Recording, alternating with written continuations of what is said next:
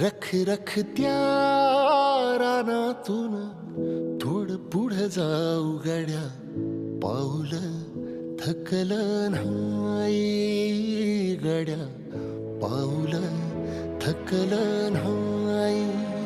सुकलेल्या भाकरीला पानसंग खाऊ गड्या, पाऊल थकलं नाही गड्या, पाऊल थकलं नाही.